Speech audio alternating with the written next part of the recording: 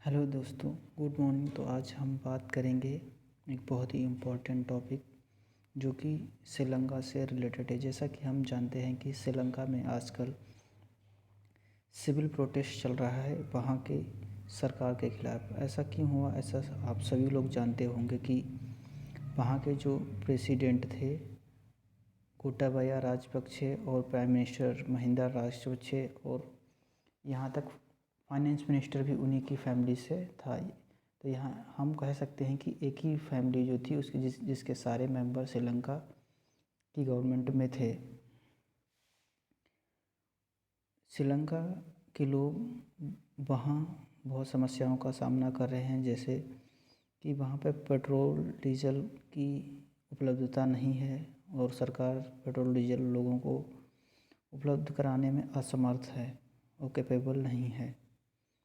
यहाँ तक कि बेसिक फूड ग्रेन्स जैसे गेहूँ, चावल, चीनी, इसकी भी शॉर्टेज बहुत लोगों को फेस करनी पड़ रही है, जिसकी वजह से वहाँ महंगाई बहुत चरम सीमा पे पहुँच गई है।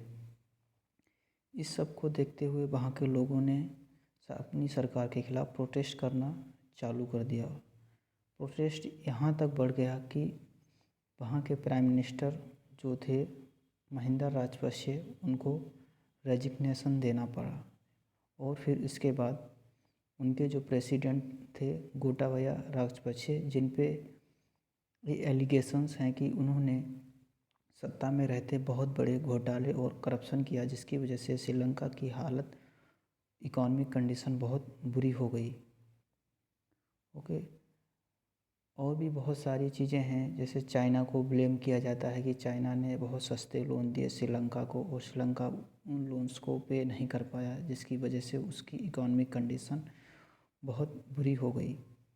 और कुछ जो स्कॉलर्स हैं वो ये बताते हैं कि 2 साल पहले श्रीलंका की गवर्नमेंट ने ऑर्गेनिक फार्मिंग जो होती है, मतलब जैविक कृषि को बढ़ावा देने के लिए जो अजैविक फर्टिलाइज़र्स होते हैं, इनऑर्गेनिक फर्टिलाइज़र्स, उनको पूर्ण तरीके से बंद कर दिया और ऑर्गेनिक फार्मिंग पर फोकस किया, जिसकी वजह से फूड ग्रेन का शॉर्टेज वहाँ हो गया और महंगाई बहुत ज़्यादा बढ़ गई। बट कुछ लोग बताते हैं कि पिछले 2 साल के लॉकडाउन में श्रीलंका बहुत बुरी तरीके से प्रभावित हुआ, क्योंकि श्रीलंका की जो इकॉनमी है वो मेनली टूरिज़्म सेक्टर पर डिपेंड करती है और उनका टूरिज़्म सेक्टर बहुत तरीके से हिट हुआ, क्योंकि हम सभी ने देखा कि लॉकडाउन में कोई कहीं भी नहीं जा पा रहा था। तो होटल इंडस्ट्री और टूरिज़्म सेक्टर श्रीलंका का बुरी तरह से प्रभावित हुआ, जिसकी वजह से उनके देश की इकोनॉमिक कंडीशन बिगड़ गई। सिर्फ ये फैक्टर ही रिस्पॉन्सिबल नहीं है इन चीज़ों के लिए, जैसा कि हम जानते हैं कि उनकी गवर्नमेंट भी बहुत करप्ट निकली। उनके प्रेसिडेंट और जो प्रधानमंत्री थे उन पे जो एलिगेशन करप्शन के लगते हैं कि उन्होंने अपने फैमिली के अलावा वहाँ की जनता के बारे में कुछ भी नहीं सोचा। इसलिए जनता अब सड़कों पे है। जैसा कि आप सभी लोग जानते होंगे कि श्रीलंका के जो प्रधानमंत्री और राष्ट्रपति दोनों अपना देश छोड़ के भाग चुके हैं। गोटाबाया राजपक्षे और जो महिंदा राजपक्षे हैं वो दोनों भाग चुके हैं। और जहाँ तक इंडिया की बात करें तो हम जानते हैं कि श्रीलंका हमारा पड़ोसी देश है और चीन के बहुत सारे प्रोजेक्ट श्रीलंका में चल रहे हैं। तो ये हमारे लिए बहुत ही कंसर्न वाली चीज़ है कि श्रीलंका की जो इकोनॉमिक कंडीशन और जो हालात हैं वहाँ, वो भारत के लिए बहुत चिंताजनक हैं। तो भारत सरकार ने श्रीलंका को बहुत सारी हेल्प देने की कोशिश की है, जैसा कि आप यहाँ देख सकते हैं। India extend 37 line of credit worth $14 billion to Bangladesh, Maldives, Myanmar, Nepal and Sri Lanka for 160 project. तो आप देख सकते हैं जितने भी हमारे नेबर्स हैं, पड़ोसी देश, उन सभी को भारत सरकार ने फाइनेंशियल एड्स दिए हैं। और आप देख रहे हैं कि वहाँ श्रीलंका में फ्यूल क्राइसिस, पेट्रोल और डीजल का बहुत है, उसको भी उनकी गवर्नमेंट रिथिंक कर रही है ठीक करने के लिए। देख सकते हैं कि ये यूएन पीस कीपिंग फोर्स है जो कि श्रीलंका में डिप्लॉयड हैं, वहाँ के लोगों की लॉ एंड ऑर्डर को, सिचुएशन को बनाए रखने के लिए, जिससे ह्यूमन राइट्स वायलेशन को कम से कम किया जा सके।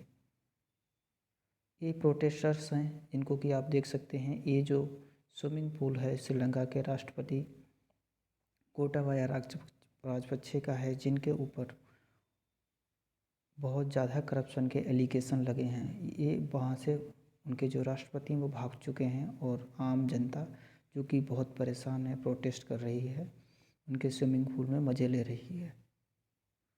ये देख सकते हैं डिफरेंट पिक्स हैं प्रोटेस्ट के, कितने सारे लोग प्रोटेस्ट कर रहे हैं कोने कोने से आगे। यहाँ पे जो हमारे लिए इम्पोर्टेंट क्वेश्चंस या जो इम्पोर्टेंट टॉपिक हमारे लिए हो जाते हैं वो ये हैं कि जो श्रीलंका की जो इकोनॉमिक कंडीशन है वह ऐसी क्यों हुई। करप्शन तो एक रिस्पॉन्सिबल है ही है, हर गवर्नमेंट में करप्शन होता है और वहाँ कुछ ज़्यादा हुआ। और उनकी जो फूड ग्रेन शॉर्टेज जिसकी वजह से महंगाई चरम सीमा पे पहुँच गई, और जो कोविड में उनका होटल इंडस्ट्री और टूरिज़्म सेक्टर बहुत बुरी तरीके से प्रभावित हुआ, जिसकी वजह से उनकी इकॉनमी बहुत बुरी तरीके से डिस्टर्ब हो गई। इंडिया के लिए बहुत ही कॉन्सर्न बड़ा ये मैटर है, क्योंकि हम जानते हैं कि चाइना जो है बहुत सारे प्रोजेक्ट्स को श्रीलंका में रन कर रहा है। पोर्ट्स हैं जो चाइना श्रीलंका के कई चाइनीज़ गवर्नमेंट को लीज पे और चाइनीज़ कंपनीज लीज पे लिए हुए हैं। तो हम जानते हैं कि अगर ऐसे श्रीलंका में इकोनॉमिक क्राइसिस ख़त्म नहीं होगा तो हमारे लिए जो हमारी सिक्योरिटी है नेवी की और जो मैरीटाइम सिक्योरिटी है वो भी खतरे में आ सकती है। इसीलिए हमारी गवर्नमेंट प्रयास कर रही है श्रीलंका से बात करके जल्द से जल्द इस सिचुएशन से ओवरथ्रो हुआ जाए।